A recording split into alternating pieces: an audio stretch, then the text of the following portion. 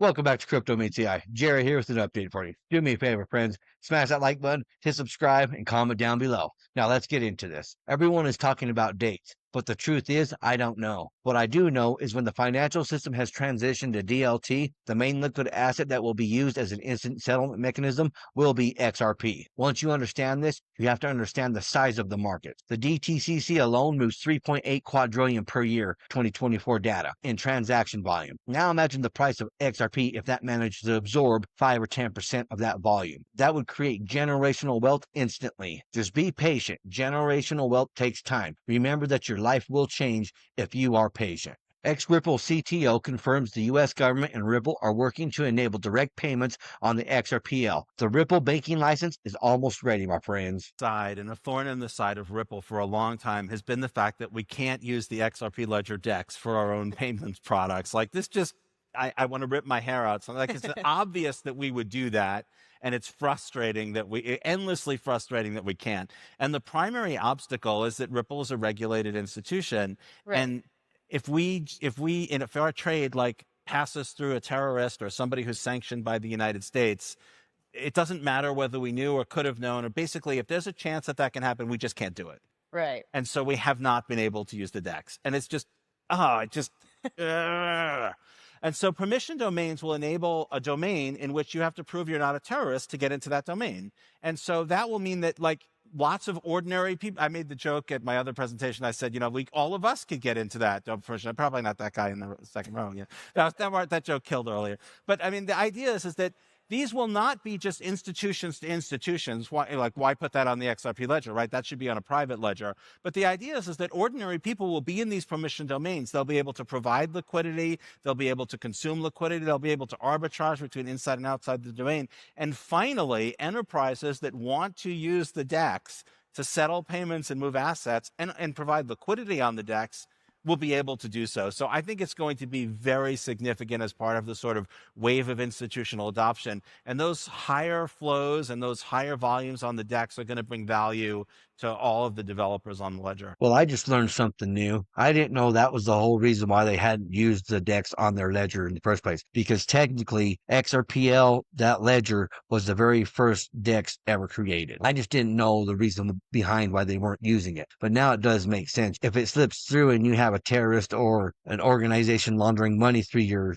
DEX, and you're a completely regulated company like Ripple is, yeah, you can't have that. It makes complete sense to me, and I completely understand now. And that is exactly why they're creating DNA protocol and ZK proofs. With that and permission domains, they'll be able to allow people to use the DEX at its full capacity. In 2015, someone bought 100 million XRP for 800,000. Do the math. Today, that bag is worth 250 million. That's a 312x return. But here's what everyone is missing. That wasn't the end. That was just the beginning. Ripple's entire vision, the one that well believed in, is now coming to life. Ripple Banking coming, spot XRP ETF stacked and awaiting green light, Ripple Prime now live in the US, Master Fed account pending, Clarity Act on deck, G Treasury and REL acquisitions, Evernorth deploying XRP as a Treasury grade collateral, RWA tokenization exploding on the XRP ledger, RLUSD plus XRP powering real cross-border payments, global adoption brewing, and more. Tick tock, tick tock.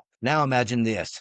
You were just an average worker in 2015 flipping burgers with 500 to spare. That could have bought you 62,500 XRP. Today, that's worth $156,000. At $100 XRP, $6.25 million.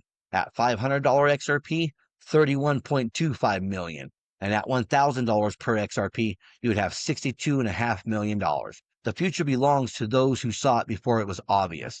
That well saw it in 2015. You can still see it in 2025. Zoom out, know what you hold, and know where this is going. Because this reset won't give any second chances. Every Ripple touchpoint, custody, stablecoin, brokerage, payments, software is the potential gateway for Ripple's client to engage in regulated DeFi on XRPL and various other chains if they so wish. This could be banks engaging with crypto, BBVA, or even crypto exchanges like Bitstamp, tapping into the abilities of the XRPL. It's nice with, the Ripple organization. We have a number of different touch points with institutions. So take custody, for example. They'll sit down with large banks that are interested in tokenization. They know a lot about it, but they haven't done it firsthand and are really looking for, a guiding hand to walk them through, their tokenization journey. And that's something that our custody team has been able to really lead the charge with and help some of the bigger legacy financial institutions take their initial steps there. And that's when, other products can be brought into the mix, ranging from RLUSD to the payments product, as well as XRP Ledger, of course. So that definitely helps. And then we have, more crypto forward organizations, some of the money market funds like Aberdeen, for example. They're an asset manager out of the UK, and they have a lot of really smart, forward-thinking ideas around how they can leverage the decentralized exchange with on-chain trading, and how they can really move beyond just bringing the asset on-chain to unlocking utility, with a mind for compliance and regulation and keeping things above bar.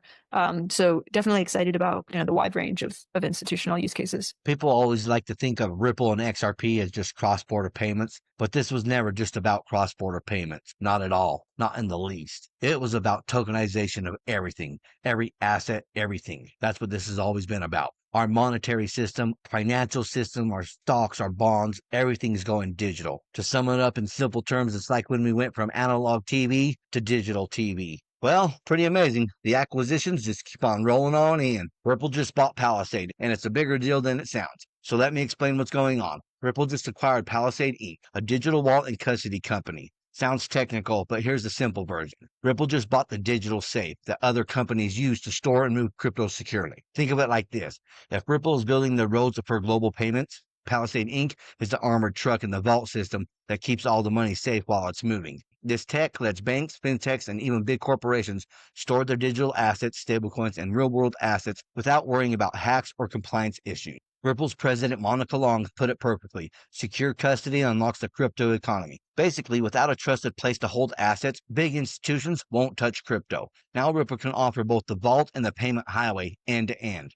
This move also connects directly with Ripple Prime and Ripple Payments, meaning faster settlement and safer transactions for institutions using XRP and RLUSD. In short, Ripple just filled one of the last missing pieces to become a full-service financial powerhouse in crypto. And last up, Trump's Treasury Secretary Scott Bessent just told CNN the Fed needs to turn the money printer back on. He said inflation's cooling, government spending is contracting, housing and consumers are still getting crushed by high rates. His warning was blunt. Some sectors are already in recession. If Powell keeps dragging his feet, the Fed might break more than it's fixing. And I believe what Jerome Powell is doing is more politically connected than anything. He does not want the Trump administration to succeed. It seems completely political, and in my opinion, the Fed should be abolished. We need to end the Fed. This week, the Fed voted to lower interest rates another 1/4 point to its lowest level in 3 years. However, the central bank's newest official, Stephen Myron, is warning that if the Fed doesn't continue to lower interest rates rapidly, the U.S. could face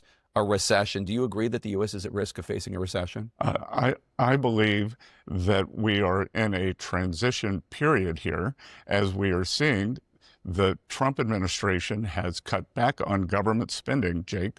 What has gone unnoticed during the shutdown is for the fiscal year that ends September 30th, the government spent less than it did the year before, and because the GDP grew, the GDP, which had been 6.4, the deficit to GDP, which had been 6.4, 6.5% deficit, the highest when we weren't at war, weren't in a recession ever, we were able to bring it down to 5.9%. So we are bringing down government spending, and I would think that the Fed would want to assist with that, because if we go back and look, MIT just published a study that said 42% of the great inflation of 2022 came from excess government spending. So if we are contracting spending, then I would think inflation would be dropping. If inflation is dropping, then the Fed should be cutting rates. But do you think that the U.S. is at risk of a recession if the Fed does not continue to drop rates? I think that we are in